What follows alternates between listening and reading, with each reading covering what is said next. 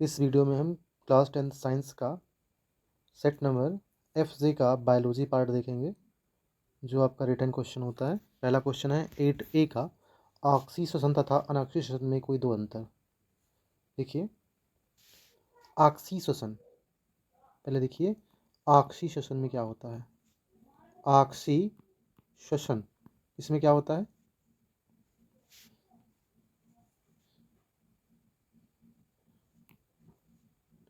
इसमें ग्लूकोज का ऑक्सीजन की उपस्थिति में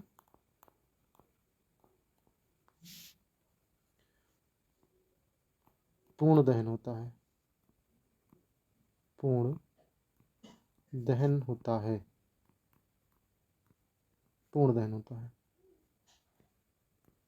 पहली बात। और दूसरा क्या है, अंतिम उत्पाद के रूप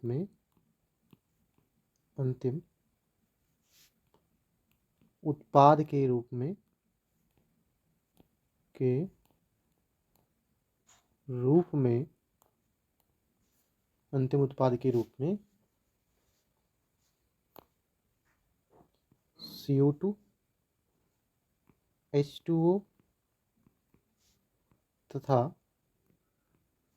38 ATP प्राप्त होता है। 38 ATP प्राप्त होता है। समझ में? ये आपका ऑक्सीजन, यानी कि इसे हम एरोबिक रेस्पिरेशन भी कहते हैं।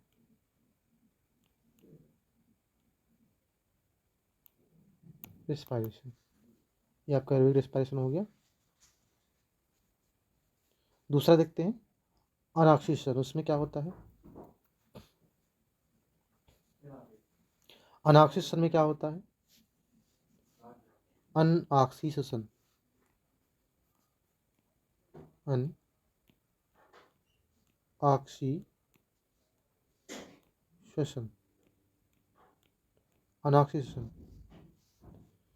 ग्लूकोज, पहला तो ग्लूकोज जो होता है,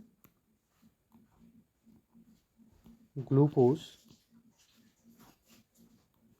O2 की अनुपस्थिति में टूटता है। अनुपस्थिति में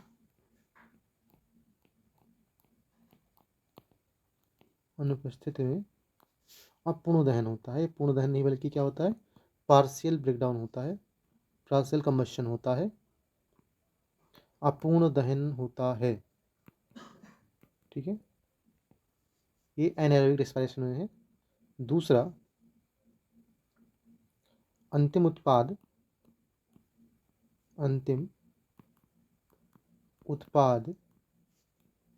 के रूप में या तो लैक्टिक अम्ल बनेगा, हमारी मांसपेशियां हैं, लैक्टिक अम्ल बनेगा, अथवा खमीर में क्या होता है, एथेनॉल और CO2 के साथ 2 ATP प्राप्त होता है।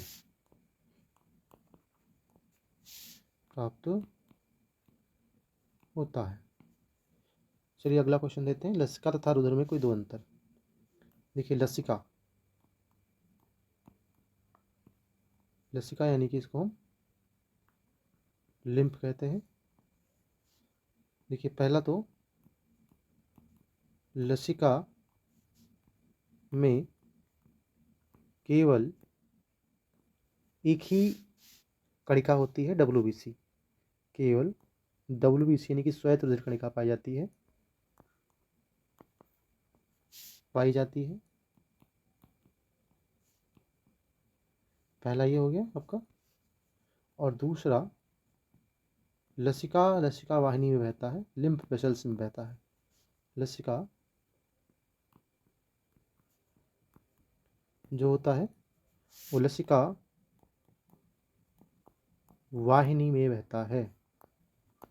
वाहिनी में बहता है ना। ये हो गया आपका लसिका। अब रक्त के बाद में रुधिर लिखते हैं। रुधिर, देखिए रुधिर क्या होता है।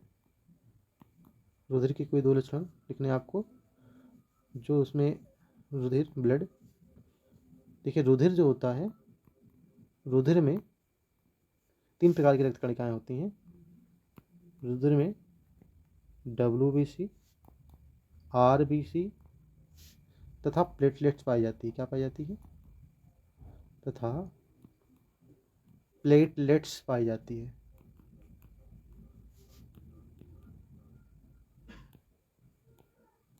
प्लेटलेट्स पाई जाती है ना। पहला हो गया। दूसरा, रुधिर रक्त वाहिनियों में बहता है, रुधिर वाहिनियों में बहता है। तो रुधिर जो होता है वो रुधिर या रक्त वाहिनी में बहता है।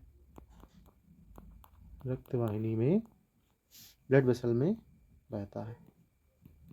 तो ये आपका लसिका तथा रुधिर में 2 अंतर हो गया। कायिक जनन क्या होता है?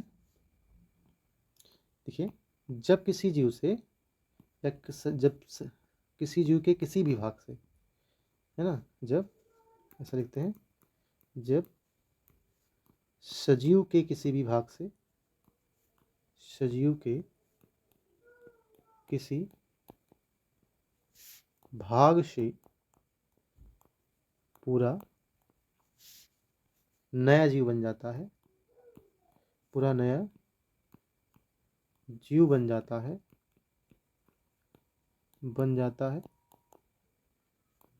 तो इसे कायिक जनन कहते हैं। क्या कहते हैं?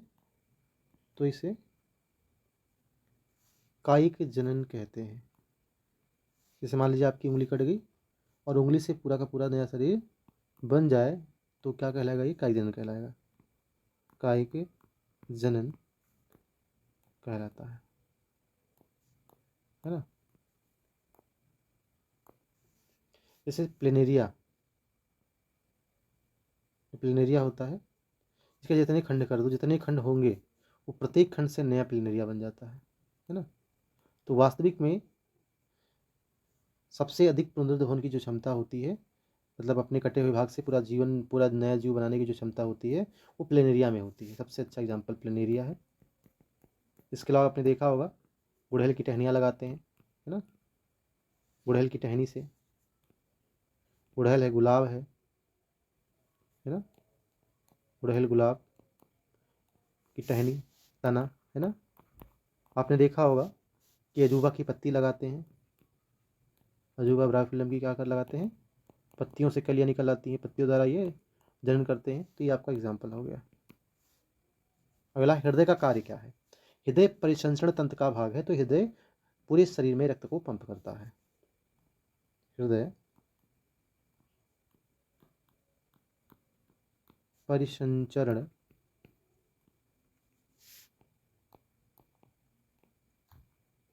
तंत्र का भाग है, अतः यह पूरे शरीर में, पूरे शरीर में, पूरे शरीर में, शरीर में रक्त पंप करता है। रुधिर को क्या करता है? पंप करता है, ढकेलता रहता है, पंप करता है। इसके अलावा एक हृदय कुछ हार्मोन भी निकालता है ना। तो वो अंतरास्रावी ग्रंथि के रूप में भी कार्य करता है। तो ये आपके सिलेबस में नहीं है, तो इसलिए मैंने नहीं लिखा। अगला क्वेश्चन पूछा है, रसायन, रसायन संश्लेषण क्या होता है? रसायन संश्लेषण क्या होता है ना। कीमो सिंथेसिस कहते हैं इसको। कीमोसिंथेसिस का होता है। रसायन संश्लेषण क्या होता है? जब कोई जीव जो है, जब कोई जीव, जब कोई जीव किसी रसायन को तोड़ करके उससे अपनी ऊर्जा प्राप्त करे, तो उसे हम कहते हैं रसायन संश्लेषण। तो इसमें क्या होता है, जब एक रसायन टूटेगा तो दूसरे रसायन में वो परिवर्तित होगा। तो रसायन संश्लेषण में क्या होगा कि एक रसायन टूट करके नया रसायन बनेगा, यानी कि बॉन्ड टूटेगा और बॉन्ड जुड़ेगा भी। तो इस प्रकार से क्या होगा, रसायन संश्लेषण में दो या दो से अधिक प्रकार के रसायन मिलेंगे और नया रसायन बनाएंगे, और उससे जो ऊर्जा प्राप्त होगी उससे वो जीव अपना भोजन बनाएंगे। इन्हें क्या कहेंगे, रसायन संश्लेषी, है ना। दो या दो से अधिक प्रकार के रसायन मिल करके नया रसायन बनाते हैं, ये रसायन संश्लेषण की प्रक्रिया कहलाती है। इसमें क्या होता है, रासायनिक बंधों का बनना भी होता है और नए बांध का बनना भी होता है। एग्जाम्पल देखिएगा, रसायन संश्लेषी की हमने जो लिए एग्जाम्पल, तो सबसे पहला ईस्ट है, खमीर है। ये क्या करता है, एक प्रकार का ये कवक है, फंगस है। ये क्या करता है, ये जो ग्लूकोज होता है उसको एथेनॉल में परिवर्तित करता है।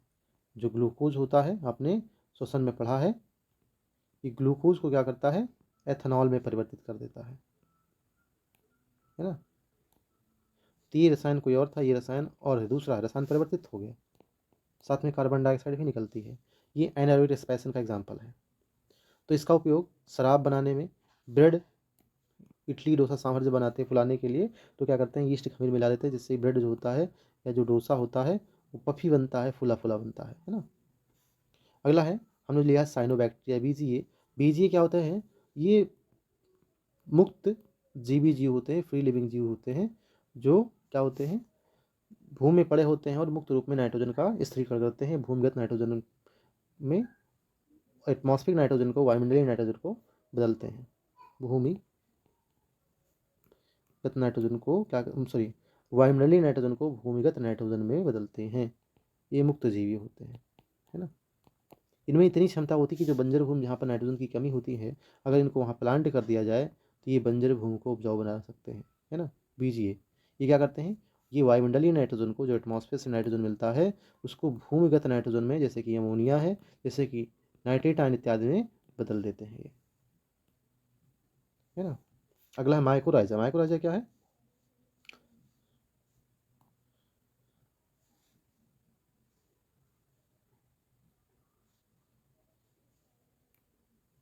यहाँ पे माइकोराइजा नहीं रहेगा,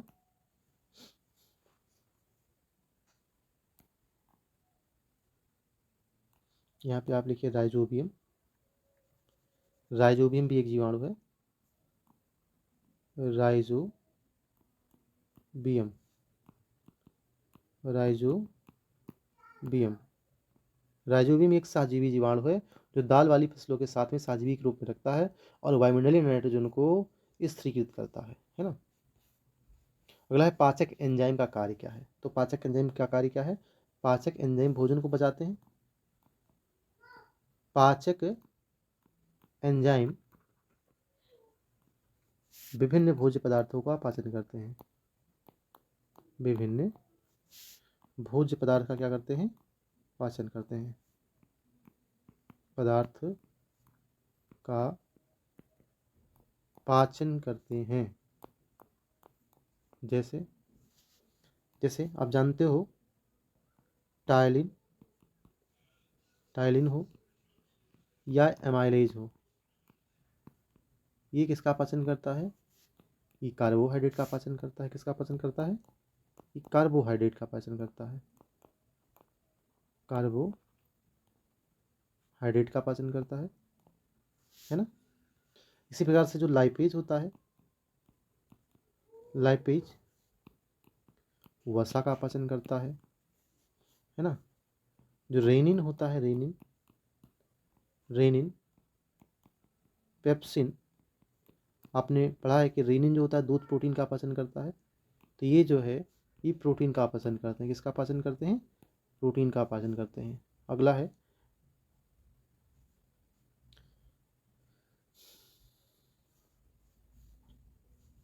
डीएनएज, आरएनएज, है ना।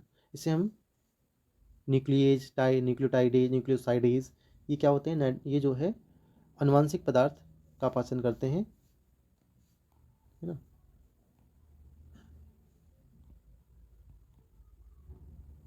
हम यहाँ पे न्यूक्लियस लिखते हैं। न्यूक्लियस में ही आपका डीएनएज, आरएनएज और न्यूक्लियोसाइडेज, न्यूक्लियोटाइडेज आएगा, है ना। तो न्यूक्लियस ये क्या करते हैं, ये न्यूक्लिक अम्ल का पाचन करता है। किसका पाचन करता है? न्यूक्लिक अम्ल, जैसे कि डीएनए और आरएनए है, न्यूक्लिक अम्ल का पाचन करता है, जैसे आरएनए और डीएनए है ना। इस प्रकार से आप समझ सकते हैं। अगला क्वेश्चन है पुष्प निषेचन के उपरांत होने वाले परिवर्तन का वर्णन कीजिए। तो इसमें सबसे पहले मुख्य जो है आप याद रखिए, जो बीजांड होता है इसको आप डिटेल में लिख लीजिएगा। जो बीजांड होता है वो बीज में परिवर्तित होता है ना। और जो अंडाशय होता है जिसके अंदर बीजाणु उपस्थित होता है, जो अंडाशय होता है, जो ओवरी होता है, वो फल में परिवर्तित होता है। किसमें परिवर्तित होता है? फल में। और बीजांड की जो कवरिंग होती है, बीजांड की जो खोल होती है, वो बीज का खोल बना लेता है। बीजांड की जो परत होता है, बाहरी परत होती है ना, वो क्या बनाती है? बीज की कवरिंग बनाती है, बीज की खोल बना लेती है ना। इसके अलावा जो पुष्प डंठल होता है वो फल डंठल में परिवर्तित हो जाता है। पुष्प डंठल जो होता है वो फल के डंठल में परिवर्तित हो जाता है, वो फल का डंठल में परिवर्तित हो जाता है। अगला क्या है, आप याद रखिए, जो वाह्य दल और दल पुंज होते हैं, जो वाह्य दल होते हैं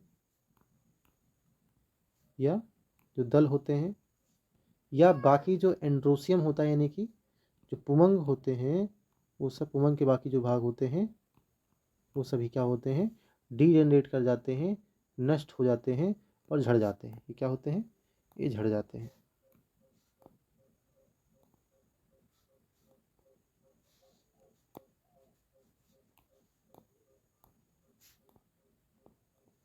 ये झड़ जाते हैं, है ना। तो अगर आप एक पुष्प का चित्र देखना चाहें,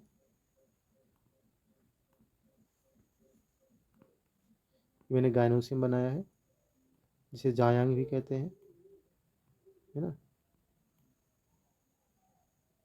ये प्लेसेंटा है, इसी के अंदर बीजांड है, ये आपकी ओवरी है, अंडाशय है ना, इसे अंडाशय कहते हैं। क्या कहते हैं? अंडाशय। ध्यान रखिएगा, ये अंडाशय है।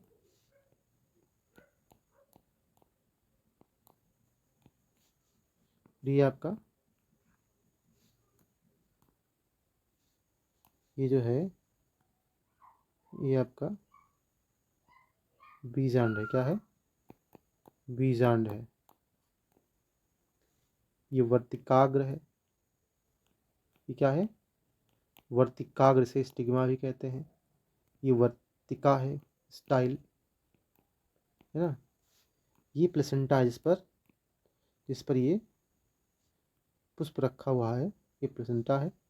और ये पुष्प वृंत है, पुष्प का डंठल है ये, है ना।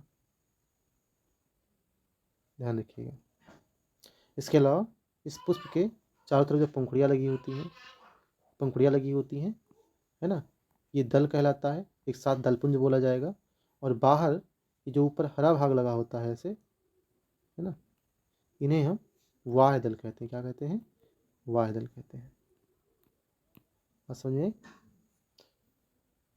तो आपका ये बायोलॉजी का पार्ट भी कवर हो गया है। वीडियो अच्छा लगे तो लाइक शेयर कमेंट करें, और अगर कोई डाउट रह जाए तो कमेंट में पूछना ना भूलें। वीडियो देखने के लिए बहुत बहुत धन्यवाद।